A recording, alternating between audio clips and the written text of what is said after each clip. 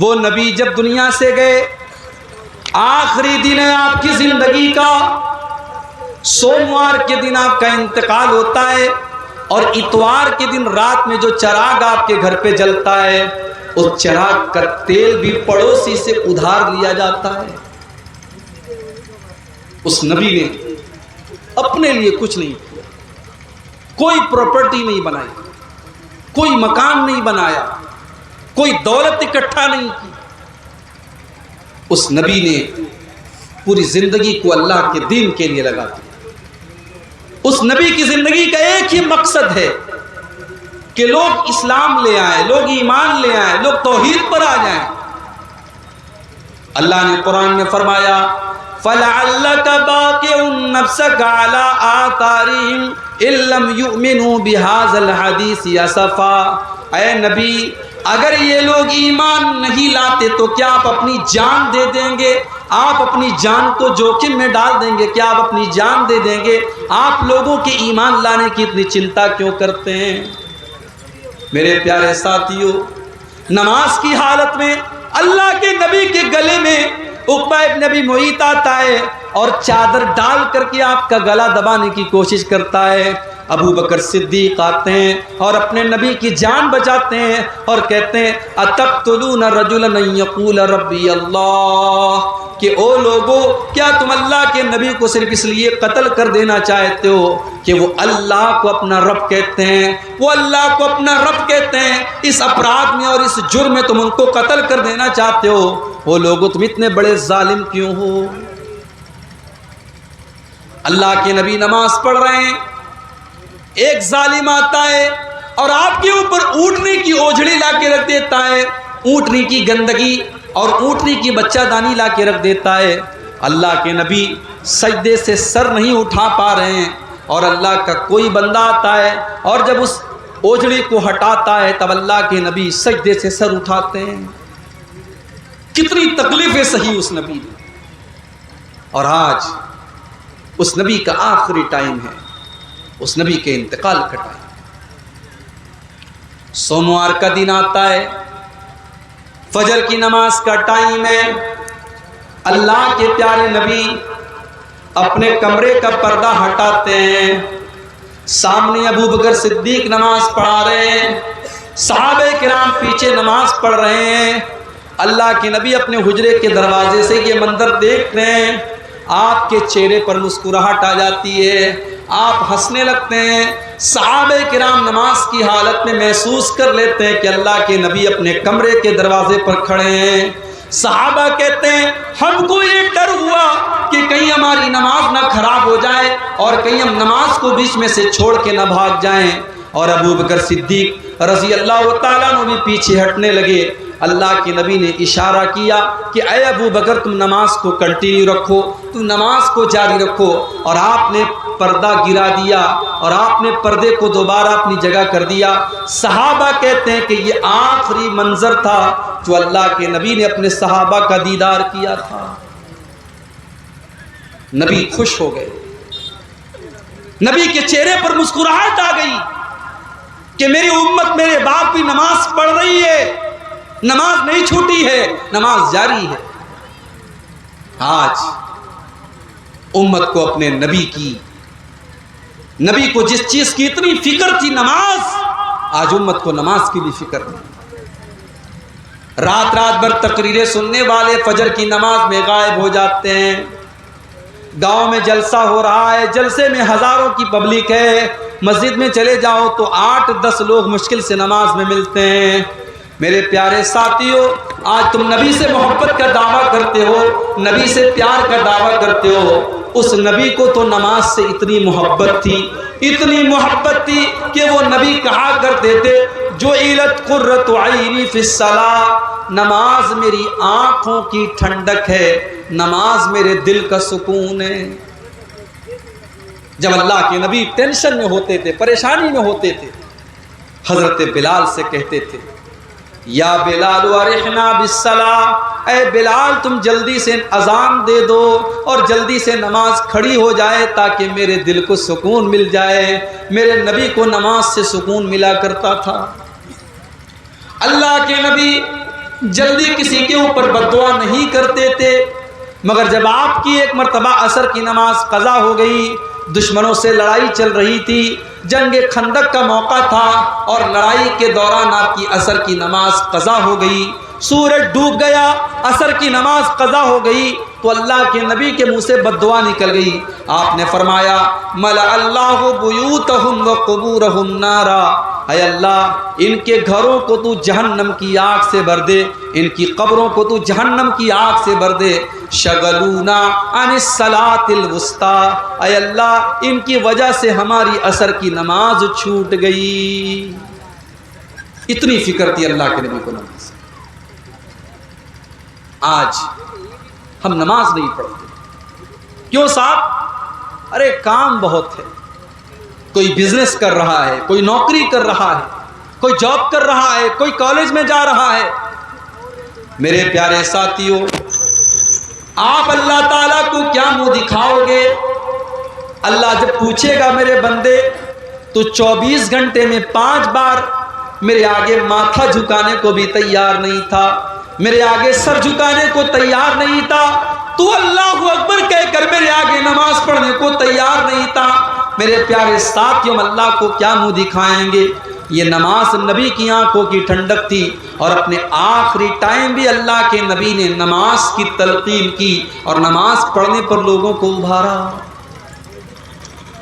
آپ کی بیوی حضرت ام حبیبہ رضی اللہ تعالیٰ عنہ کہتی ہیں کہ جب اللہ کے نبی کا آخری ٹائم تھا، آپ کی زبان سے الفاظ نہیں نکل رہے تھے، آپ بے قرار تھے، بے چین تھے، تڑپ رہے تھے۔ آپ اس حالت میں اللہ کے نبی کی زبان سے کچھ الفاظ نکل رہے تھے، میں نے غور سے کان لگایا کہ سنوں اللہ کے نبی کیا کہہ رہے ہیں، تو اللہ کے نبی کی زبان سے الفاظ نکل رہے تھے الصلاۃ الصلاۃ وما ملکت ایمانکم، او لوگو تم نماز کی پابندی کرنا، او لوگو تم نماز کی پابندی کرنا، اپنے غلاموں کا خیال کرنا، اپنی لونڈیوں کا خیال رکھنا، اپنے نوکروں کا خیال رکھنا۔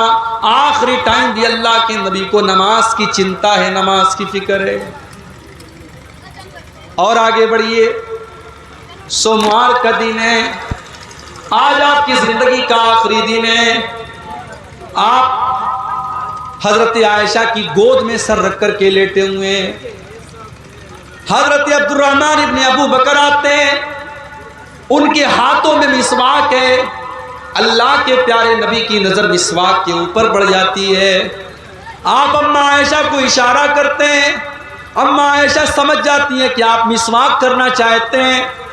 اماں عائشہ مسواک کو لے لیتی ہیں اور اپنے دانتوں سے مسواک کو نرم کرتی ہیں، اور وہ مسواک اللہ کے نبی کو ہاتھ کے ہاتھوں میں دے دیتی ہیں۔ اللہ کے آخری نبی مسواک کرتے ہیں، اور بڑے بہترین طریقے سے آپ مسواک کرتے ہیں، اور اماں عائشہ کا لعاب، اماں عائشہ کا تھوک اللہ کے نبی کے تھوک کے ساتھ اس طریقے سے مل جاتا ہے۔ اور اس سے علماء نے یہ مسئلہ بھی نکالا ہے کہ جب کسی کو یہ احساس ہو جائے کہ اس کا آخری ٹائم ہے تو وہ مسواک کر لے، وہ اپنا منہ صاف کر لے، تاکہ اللہ تعالیٰ کیا اس حال میں جائے کہ اس کا منہ صاف ہو۔ آپ نے مسواک کیا، مسواک کرنے کے بعد آپ کے اوپر موت کی سختیاں آنے لگی، آپ کی پیشانی پر پسینے کی بوندیں چمکنے لگی، آپ کے اوپر تکلیف کے آثار نظر آنے لگے، آپ بے چین ہونے لگے۔ آپ کے بغل میں ایک پیالہ رکھا ہوا تھا، پیالے میں پانی تھا، آپ بار بار پانی اپنے چہرے پر ڈالتے تھے اور کہتے تھے اللہم اعنی علی سکرات الموت، اللہم اعنی علی سکرات الموت، اے اللہ تو موت کی سختیوں پر میری مدد فرما، اے اللہ تو موت کی سختیوں پر میری مدد فرما۔ اماں عائشہ فرماتی ہیں اس کے پہلے میں موت کی سختیوں کو ناپسند کرتی تھی، مگر جب میں نے اپنے نبی کے اوپر بھی موت کی سختیاں دیکھی تو اس کے بعد میں سمجھ گئی کہ موت کی سختیاں تو کسی کے اوپر بھی آ سکتی ہیں، اللہ کے نبی کے اوپر بھی موت کی سختیاں۔ میرے پیارے ساتھیوں، آپ نے آسمان کی طرف اپنے ہاتھ اٹھائے اور آپ نے فرمایا اللہم اغفر لی ورحمنی، اے اللہ تو مجھے معاف فرما دے، اے اللہ تو میرے اوپر رحم فرما۔ اس کے بعد آپ نے فرمایا اللہم الحقنی بالرفیق الاعلی، اللہم الحقنی بالرفیق الاعلی، اللہم الحقنی بالرفیق الاعلی، اے اللہ تو رفیق اعلیٰ کے ساتھ مجھے ملا دے، تو اپنے نبیوں کے ساتھ مجھے ملا دے، تو اپنے نیک بندوں میں مجھے ملا دے۔ اتنا کہنے کے بعد اللہ کے نبی کا ہاتھ دھیرے دھیرے زمین پر آ گیا اور آپ کی روح آپ کے بدن سے نکل گئی اور آپ کا انتقال ہو گیا۔ میرے پیارے ساتھیوں، موت کا یہ منظر اللہ کے پیارے نبی کو بھی دیکھنا۔ آپ کی بیٹی فاطمہ جو اس موقع پر موجود تھی، ان کی آنکھوں میں آنسو بہ رہے تھے اور وہ کہہ رہی تھی یا ابتا، ہائے میرے ابا جان، من جنت الفردوس ماوا، میرے ابا جان کا ٹھکانہ تو جنت الفردوس ہے۔ الا جبریل ننعا، اے جبریل ہم تمہیں اپنے باپ کی موت کی خبر دے رہے ہیں۔ اجاب ربا دعا، میرے ابا نے اپنے رب کی دعوت کو قبول کر لیا، میرے ابا تو اپنے رب کے پاس چلے گئے، میرے بابا تو اپنے رب کے پاس چلے گئے۔ آپ کی بیٹی کی آنکھوں سے آنسو بہ رہے۔ موت کا وہ منظر دیکھ کر کے صحابہ کرام بے چین ہو گئے، بے قرار ہو گئے۔ حضرت عمر فاروق رضی اللہ تعالیٰ تو ماننے کے لیے تیار ہی نہیں ہے کہ اللہ کے نبی کو موت آئی ہے۔ وہ تو یہ ماننے کو ہی تیار نہیں کہ ان کو موت آ سکتی ہے۔ حضرت عمر کہتے ہیں کہ وہ لوگوں، اللہ کے نبی کو موت نہیں آئی ہے، آپ زندہ ہیں، اور جیسے موسیٰ علیہ السلام کو اللہ تعالیٰ نے 40 دن کے لیے بلایا تھا، اللہ کے نبی کو بھی بلایا ہے، آپ واپس آئیں گے۔ اور جو لوگ یہ کہہ رہے ہیں کہ آپ کو موت آ گئی ہے، ان کے ہاتھ پیر کو وہ کاٹ ڈالیں گے۔ ابو بکر صدیق رضی اللہ تعالیٰ عنہ کو پتہ چلا، وہ بھی آئے، مسجد میں داخل ہوئے۔ حضرت عمر غصے میں کھڑے ہوئے تھے، حضرت ابو بکر نے ان سے کوئی بات نہیں کی اور ڈائریکٹ حضرت عائشہ کے کمرے میں چلے گئے۔ جب حضرت عائشہ کے کمرے میں گئے، سامنے اللہ کے نبی کی ڈیڈ باڈی ہے، اللہ کے نبی کا جسم اطہر ہے، آپ کی باڈی ہے، آپ کا شریر ہے، آپ کا جسم مبارک ہے۔ حضرت ابو بکر صدیق آتے ہیں اور اللہ کے نبی کی پیشانی کو چوم لیتے ہیں اور روتے ہوئے کہتے ہیں کہ میرے ماں باپ آپ کے اوپر قربان ہو جائیں۔ اے اللہ کے نبی، سب کو ایک موت آتی ہے، وہ ایک موت آپ کو آ چکی ہے، اللہ تعالیٰ 2 موت آپ کو نہیں دے گا، ایک موت سب کو آتی ہے، وہ موت آپ کو آ چکی ہے۔ اس کے بعد آپ مسجد میں آتے ہیں، صحابہ کو اکٹھا کرتے ہیں اور اللہ کے نبی کے منبر کے بغل میں کھڑے ہو جاتے ہیں اور خطبہ دیتے ہیں، اور اس خطبے میں سورہ آل عمران کی یہ آیت پڑھتے ہیں وَمَا مُحَمَّدٌ إِلَّا رَسُولٌ قَدْ خَلَتْ مِن قَبْلِهِ الرُّسُلُ، او لوگو محمد تو اللہ کے رسول ہیں، آپ سے پہلے بھی دنیا میں بہت سارے رسول آئے ہیں۔ أَفَإِن مَاتَ، اگر آپ کو موت آ جائے، أَوْ قُتِلَ، یا آپ کو شہید کر دیا جائے، انقلبتم علی اعقابکم، تو کیا تم ایڑیوں کے بل پلٹ جاؤ گے؟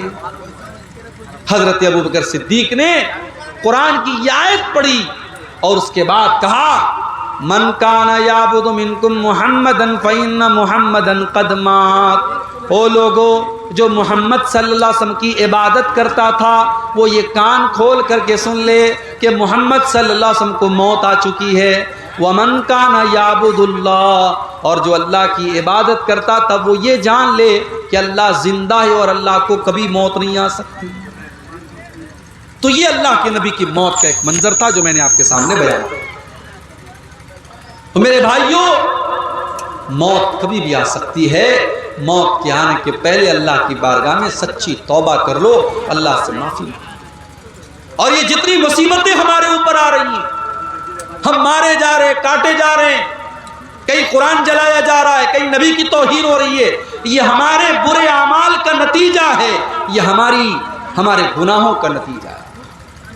اللہ نے فرمایا ظہر الفساد فی البر والبحر بما کسبت ایدی الناس، زمین کے اندر، خشکی کے اندر، تری کے اندر، جہاں پر بھی تم کو بگاڑ نظر آ رہا ہے، او لوگوں وہ تمہارے کرتوت کا نتیجہ ہے، وہ تمہارے گناہوں کا نتیجہ ہے۔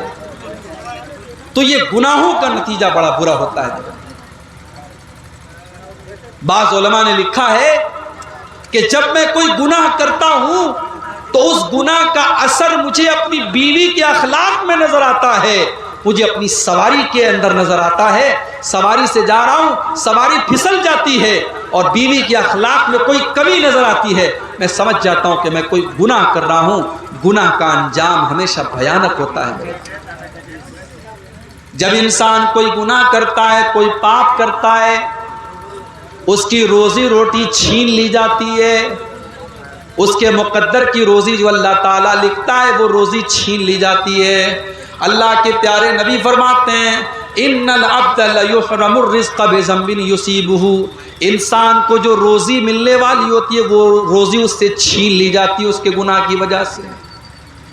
اب آئیے آخری چیز بیان کرتا ہوں کہ گناہوں سے ہم کیسے بچیں۔ آپ نے گناہ کے بارے میں سن لیا، گناہ کے بھیانک انجام کے بارے میں سن لیا۔ اب آخری پوائنٹ پر ہم تھوڑی دیر بات کر کے بات ختم کریں گے، کیونکہ اب میں سمجھ رہا ہوں 3 بج چکے ہیں، اب آپ بھی جانے کے موڈ میں ہیں۔ بس اس کو تھوڑا سا آپ سمجھ لیجئے کہ گناہ سے بچیں گے ہم اور آپ کیسے۔ آپ نے دیکھا ہوگا بڑے بڑے ایئرپورٹ کے اوپر کیمرے لگے ہوتے ہیں۔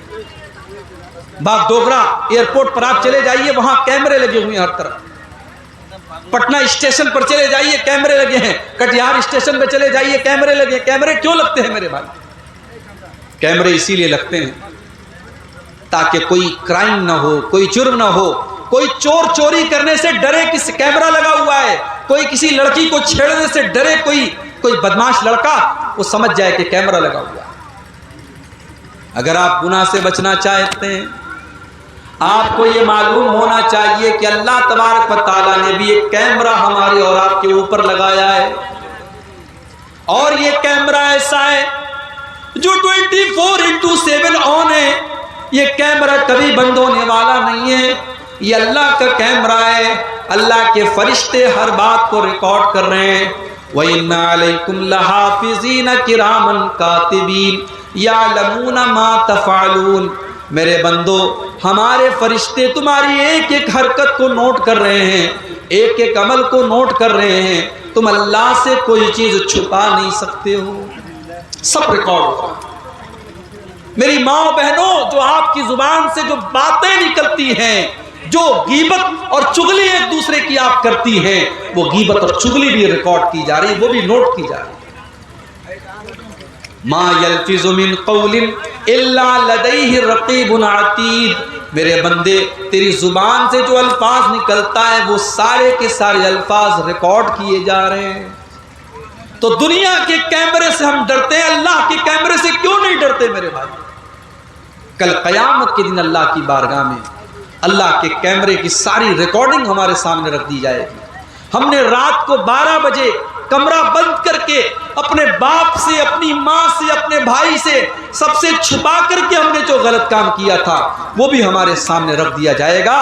میرے پیارے ساتھیوں، اگر یہ احساس ہمارے دل میں پیدا ہو جائے، یہ بھے ہمارے دل میں پیدا ہو جائے، یہ ڈر پیدا ہو جائے، تو ہم بہت سارے گناہوں سے بچ سکتے ہیں۔ دوسری چیز، گناہ سے بچنا چاہتے ہو، دوسرا کام ہمیں اور آپ کو یہ کرنا ہے کہ ہم یہ بات یاد رکھیں کہ ہم جو بھی گناہ کرتے ہیں، ہمارا بدن اور ہمارا شریر بھی اس کی گواہی دے گا قیامت میں۔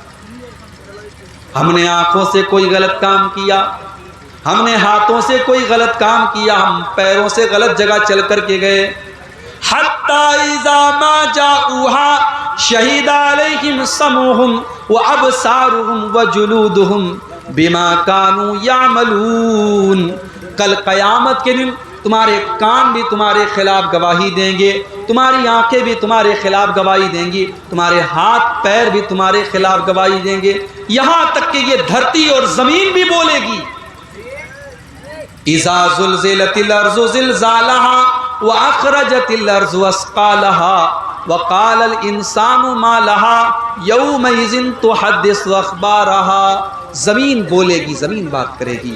میرے پیارے ساتھیوں، اگر گناہ سے ہم اور آپ بچنا چاہتے ہیں تو یہ چیز بھی ہمیں اپنے ذہن میں رکھنی چاہیے۔ اور تیسری چیز، اگر آپ گناہ سے بچنا چاہتے ہیں، اچھے لوگوں کے ساتھ رہیے۔